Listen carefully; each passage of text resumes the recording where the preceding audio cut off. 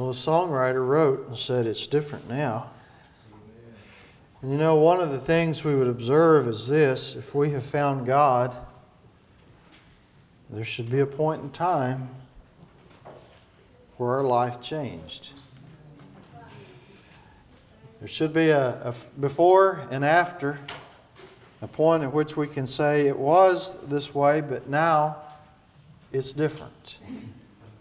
And we realize sometimes people maybe go way deep in sin, and there's much that changes, and others, maybe it's not so apparent, but each one of us should know within our heart the change that takes place when God moves upon our heart. Let's turn to 1 John, the 2nd chapter this morning. 1 John chapter 2.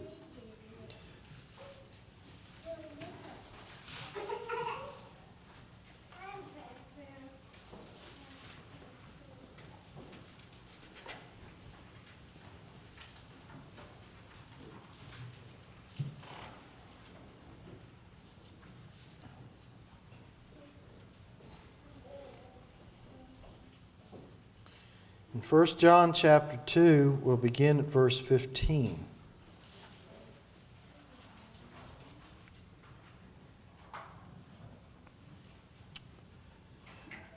Love not the world, neither the things that are in the world.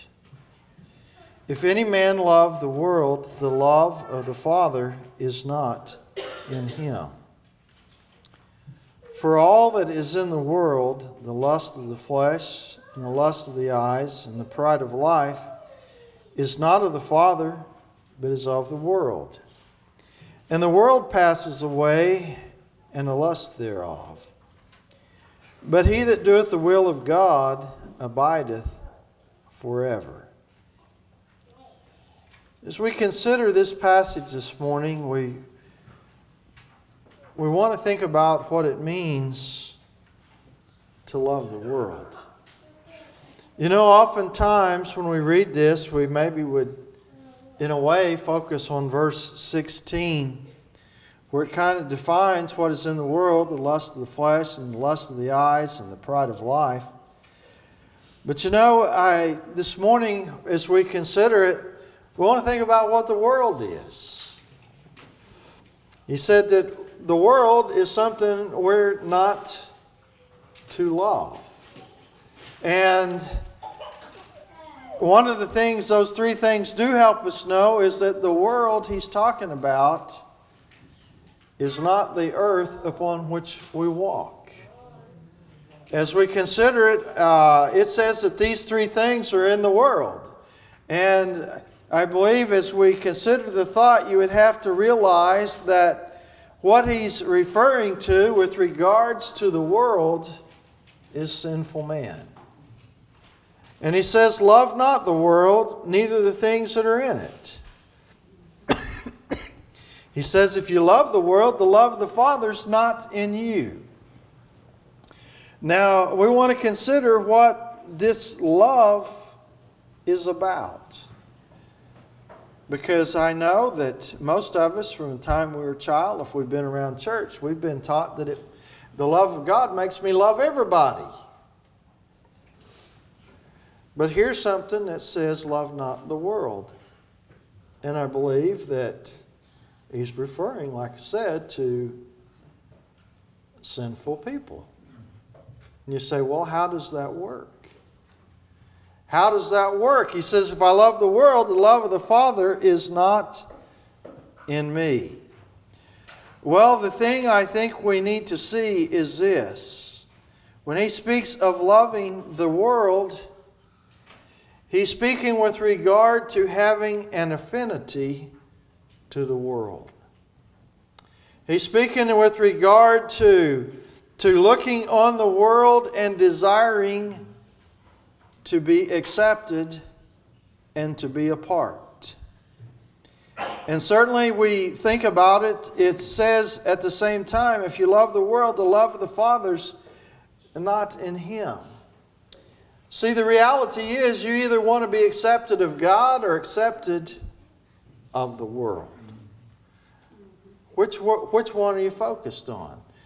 Which one do you look on and go, man, I really love that? You know, we hear a statement in the world sometimes, they'll speak about a thing and they say, you got to love it. Well, they're not talking about love in one of the senses we use the word. But it's speaking here that of having a desire to be a part, to fit in, to be accepted. Certainly we need to realize that if we're focused on the acceptance and the approval of the world, we're not focused on the acceptance and approval of God. He makes these two things kind of clear, that it's either you love the world or you love God. It's not both. And this morning we want us to realize that there is a sinful world out there, and we can fall in love with it. We can follow after its styles, its fashions, its amusements, or we can seek to please God. This morning our heart's desire is that we have a real love for God, that we want to fit in with Him. We want to be a part of what He would accept, and our heart not be set on the world and being part of it. If we go to James, the 4th chapter, in James chapter 4,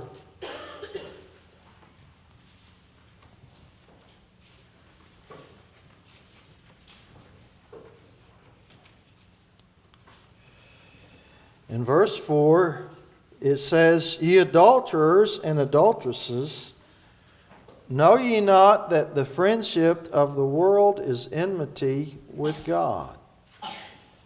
Whosoever therefore will be a friend of the world is the enemy of God.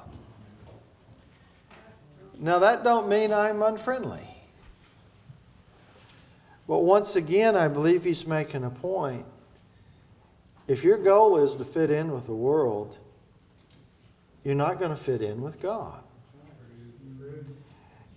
He speaks of friendship of the world, and I don't believe he means just being a good neighbor. I don't believe he means being, a good member of a civic society. I don't believe he means that. I don't believe he means, we often think about it, the phrase is used, a friend in need is a friend indeed. And the idea being, friends help friends. Well, I don't believe he's referring to the idea that you're not such a person that you would not help sinful men around you. But I believe what he's saying here is you want to fit in, you want to be a part. And because you want to be a part of the world, you cannot be a friend of God's. We think about it. We live in a world. There's people all around us, and there are various pressures that come, and people would speak out the things that they think and they feel. And if we're not careful as a child of God, we'll hide our light under a bushel so as we can fit in with the world. I believe there's a time to speak up about what's right. I believe there's a time to let it be known, yes, I do have a position. I'm going to stick with what God says is right. I realize that many times people maybe are not great communicators of their thoughts, and I would say this, we need to be thoughtful and kind in the things that we say and do. But at the same time, as we go about our life, we should not pull back from being what God would have us to be, even if that means that we would be unacceptable to the world. And we think about it, Brother Ray was maybe trying to get this point. Which team are you on? I'm on the Lord's side. You know, Moses had a time when there among the children of Israel, he came down off of the mountain, and here they were worshiping an idol and carrying on, and immediately he took this position. All right, who's on the Lord's side? And we know those that weren't on the Lord's side that day, they died in that camp. That's not our job to go around killing folks. In fact, we think about it, it's not our job as people of God to necessarily expect that the powers of government should be used to promote our religion. But we should expect that the power of our life should be used to lift up the gospel of Jesus Christ. And so as we live our life, there's going to be things that come that would cause us to try to hold back from the things that God would have us to say or to do because of a desire to fit in with the world. Now, I hope that you can see in this, as we consider it, that the world we're talking about, it's not the trees, it's not the grass, it's not the mountains. All those things are wonderfully made by God. And there's nothing wrong with us being very favorably impressed by them. We can look upon those things and see the glory of God and glorify God. But we must see that this world that he's talking about is sinful man, those who have departed from following God, those who are following their, you might say, base desires, those that are controlled by an inward nature that is depraved, that is unacceptable to God. Now we recognize all mankind comes into the world in that condition. But we chose one day, we believe, if we're a child of God, we chose one day to leave the world behind and follow Christ. If we turn to Mark, the 8th chapter, in Mark chapter 8,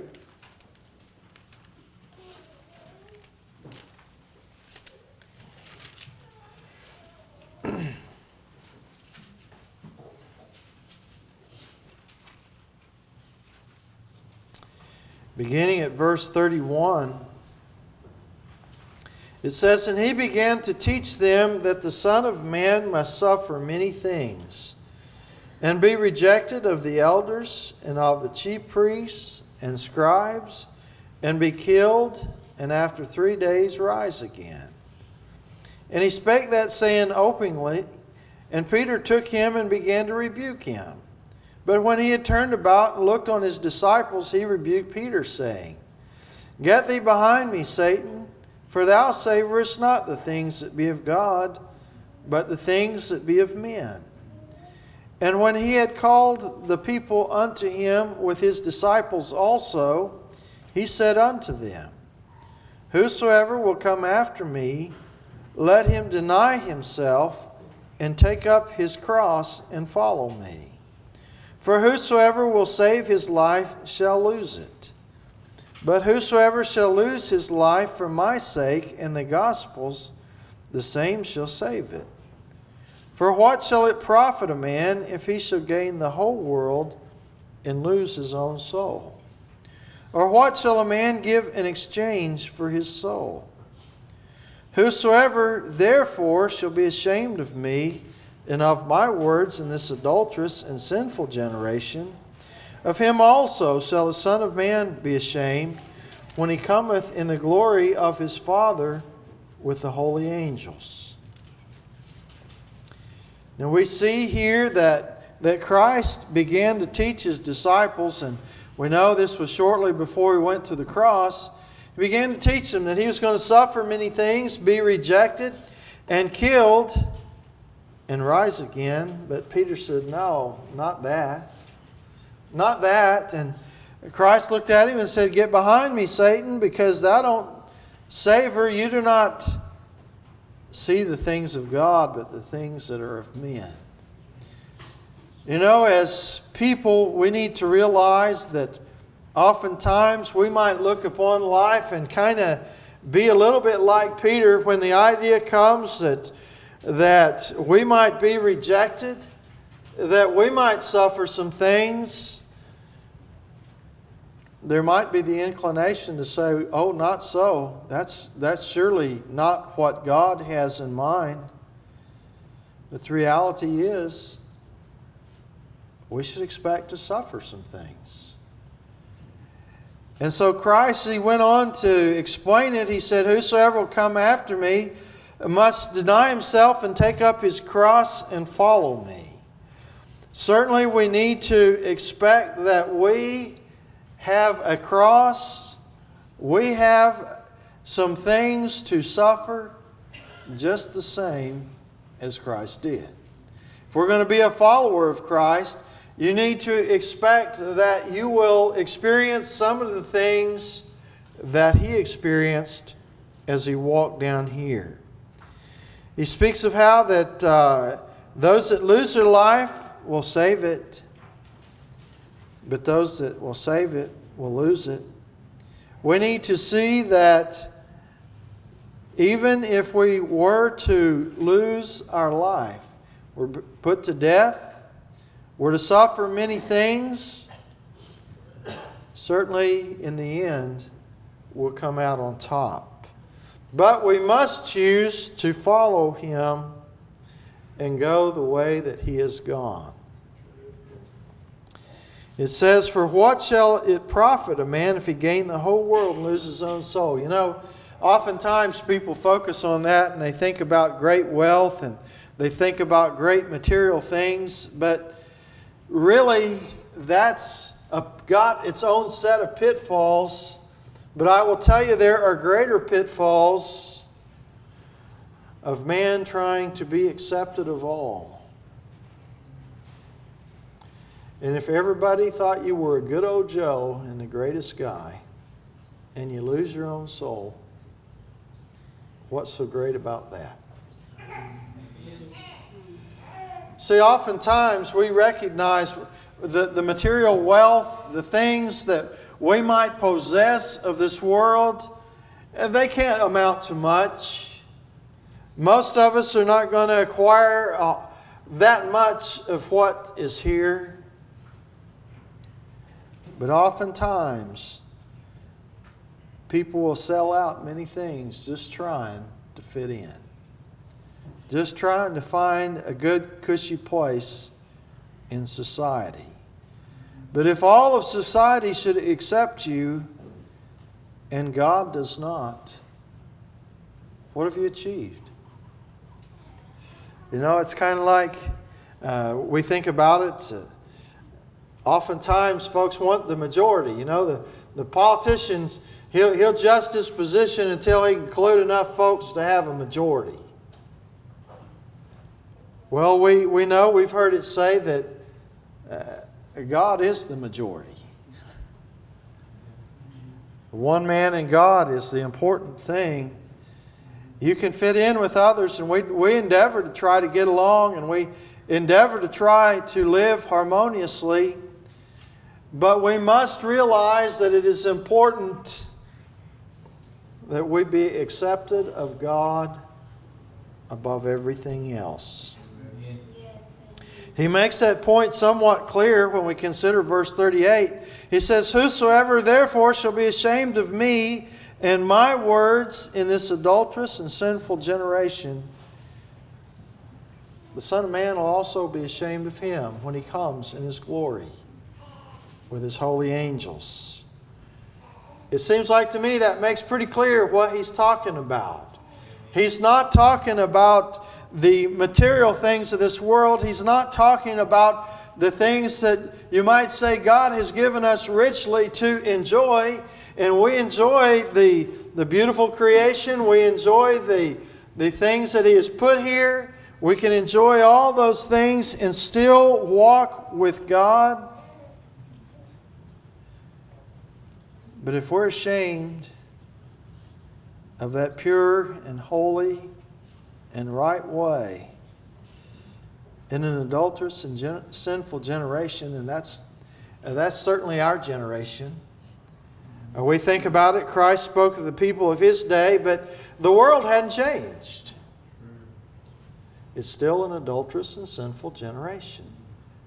And when you speak for things that are holy and pure and right, you need to expect that some that maybe you have been close to, your kinfolks, others, they may not love you so well, but we still need to be true to the one that loved us and saved our soul.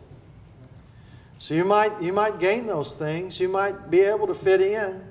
You might be able to make yourself acceptable to the world. But He says if you have that love for the world, the love of the Father's not in you. When we love God with all our heart, when we see Him as the greatest and the most important, and the one that above all else we ought to please, certainly within our hearts we'll have the desire to lift Him up, not be ashamed of Him, not be ashamed. And yet I want us to see and understand the world will work to make you ashamed of what's pure and what's holy and what's right. Whether it be, we think about it, school about to start, it be students going to school, the people around you. There's going to be a pressure. Am I going to be different? Or am I going to just try to fit in? If it takes being different to be true to God, you need to be different. Otherwise, it makes it very clear here that if you have a love for the world, the love of the Father's not in you, and you'll lose your own soul. We go to John, the 15th chapter, John chapter 15.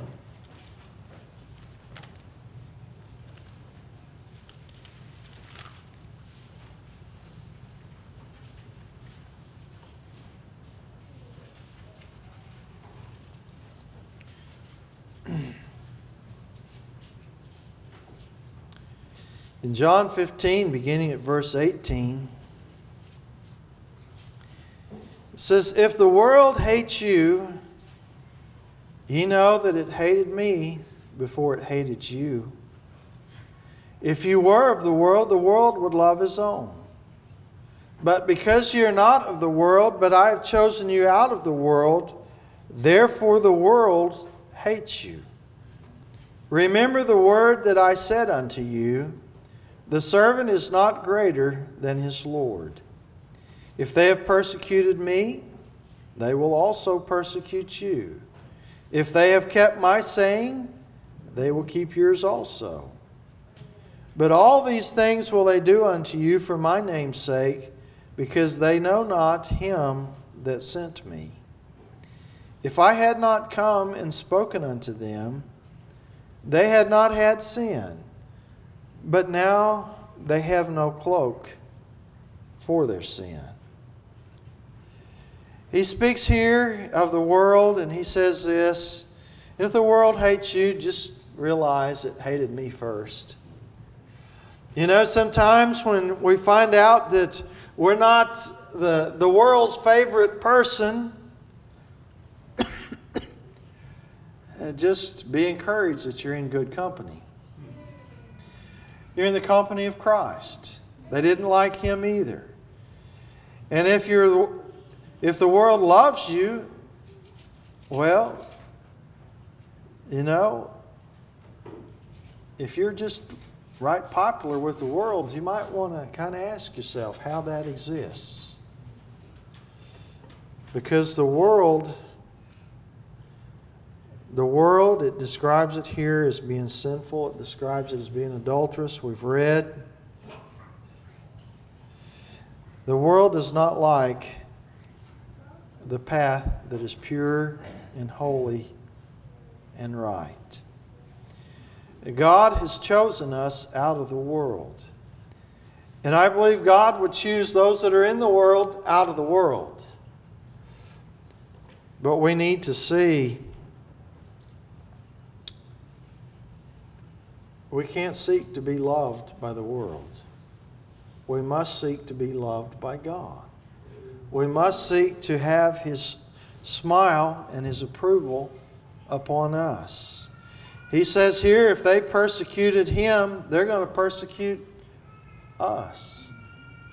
He said, if they kept my sayings, they'll keep yours also. We think about it, you can speak up for what's true and right, and that don't mean it's going to be accepted. That don't mean it's going to be approved of. Many times the world will look at us and say, well, that's just your opinion. Well, it might be my opinion. But as much as possible, the thing I want to speak is not my opinion, but God's opinion. I just hope mine lines up with His. But at the same time, the world didn't keep the sayings of Christ. They won't keep ours also. And ours, in many ways, I don't think my sayings is all that important. But as we endeavor to speak the things that God would have us to say, we need to understand that we'll be rejected just as Christ was rejected as He spoke those things that God would have Him to say. All these things can be done unto us for His name's sake. We ought to be glad to suffer for His name's sake. And I realize if we speak out of turn, if we're buffeted for our own faults, if we do not handle things well on our part, we'll just take that patiently for our own sake, because it is for our own sake. But at the same time, there's a need for people to let their light shine, and there's a need for us to lift up Jesus. And when we lift Him up, here's where the problem arises, and part of the reason the world will not love you.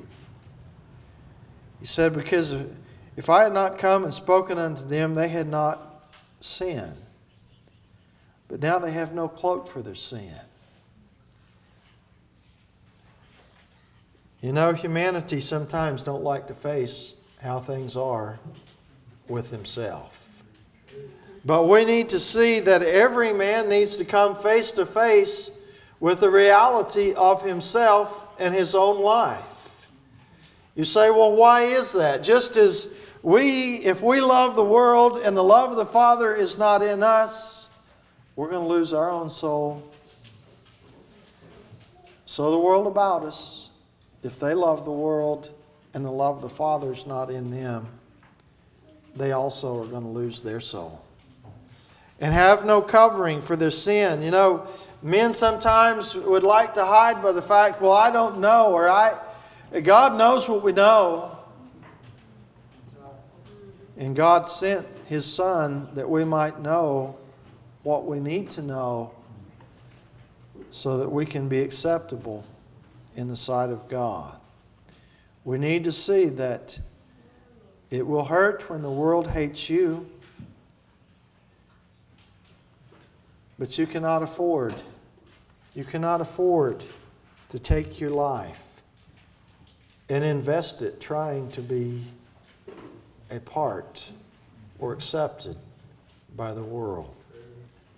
You must take your life. Let the love of the Father be in you. God, I love you. I want to fit in with you. I want to be part of you. You're the star of my life. See, there's something wrong when a person says, I love God, and the folks from Hollywood is the star of their life. That's what it means to love the world. They're the star of my life. I'd like to be just like them. I don't have any desire. Some of them are successful up to some level, but it seems like the more success most get, the more they crater. You say, what do you mean? Well, they fall apart. They'll build people up, and this one's going to be good. This one's going to be seemingly somewhat wholesome, and they kind of move up, and all of a sudden, the nature inside comes out. I'm not in love with that. I don't want to be like that. I don't want to fit in with that. When they come out with their next greatest movie, I have no idea, no desire to even find out what it's about. Why? Because my heart's not there. My heart's in what does God want me to be? What does God want me to do? What do I have to do to be acceptable to Him? What must I do to fit in with Him? Christ came, and it was very obvious that He didn't fit in with the world, but the love of the Father was in Him. He said, I do always those things that please Him. And that should be us as well. If we turn to John, the 3rd chapter, in John chapter 3,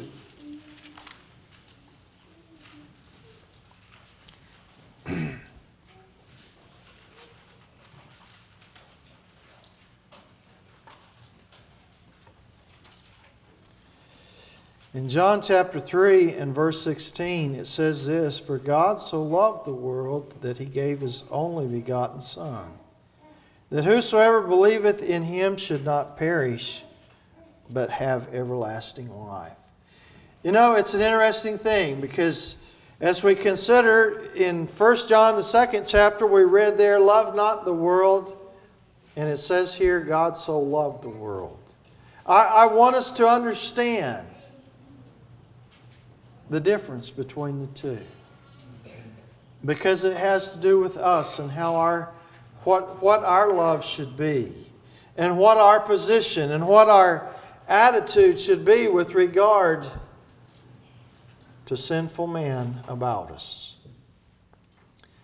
He said, love not the world. He meant that we do not want to be accepted. We do not have an affinity with. We do not have a desire to fit in. I want you to think about God. He didn't have any of that. But it said He did so love the world that He gave His Son. He felt a compassion for. He felt a pity for.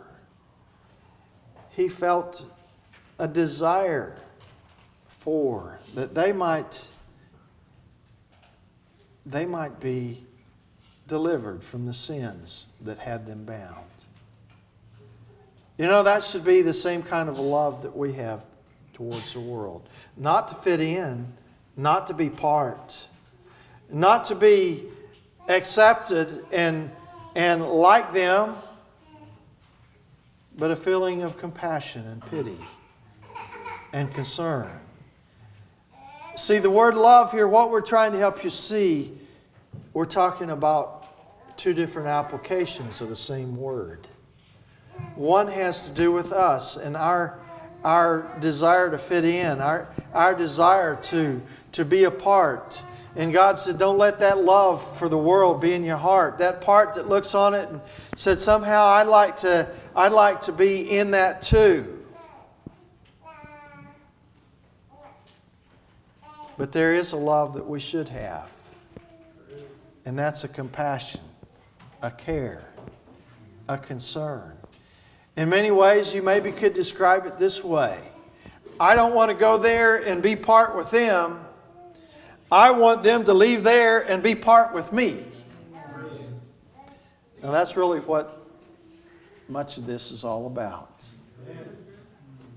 See, if you have a love for the world, like He says, have not, He's saying you want to go there and be part with them. Well, I want nothing to do with the sinful way of life. I want nothing to do with those old lusts and things that are in the world. I want nothing. I want no part. But that don't mean I have an ill will, a hatefulness towards them. Because I do want to have them to have what I have. I do want to have compassion upon them. When he says, be not the friend of the world, he's not saying don't be their friend in that when going gets tough, they may come to you. But he's saying, don't be ashamed of your Savior so you can fit in with them.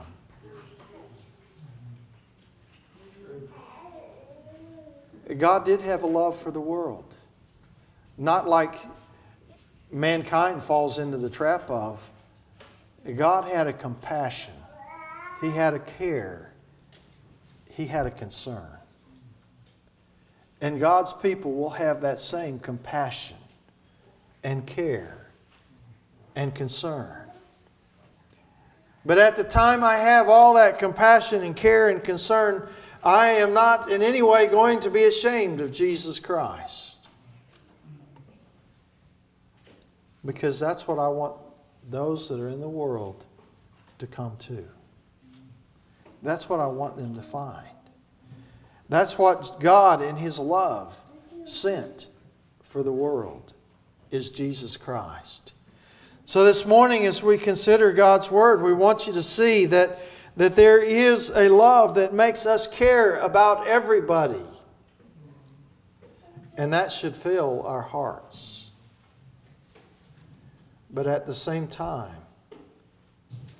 I have a love for God and no desire to be a part of a sinful and adulterous generation. If I try to fit in with that and be a part of that, and I go running after all the things that sinful man is running after, I will lose my own soul.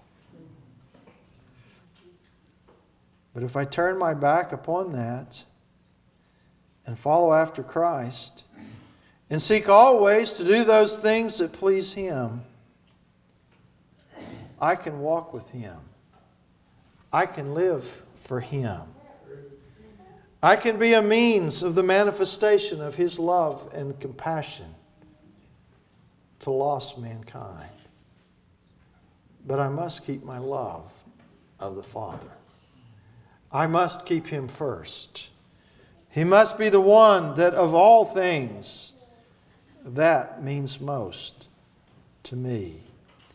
God so loved the world that He gave His Son. I'm glad He did. Because if He hadn't, I'd still be out there following after sinful man, playing the part, going the way that's wrong. But I'm glad God sent His Son to save me and put me on the path that's right. I want to be faithful to it. I want to be true to it. I want to keep my love for God above everything else. But I'm glad God cares about souls. And by God's help, it's my desire I have that same care and concern. But that I never let the world make me ashamed of Jesus Christ. To stand true to Him and lift Him up.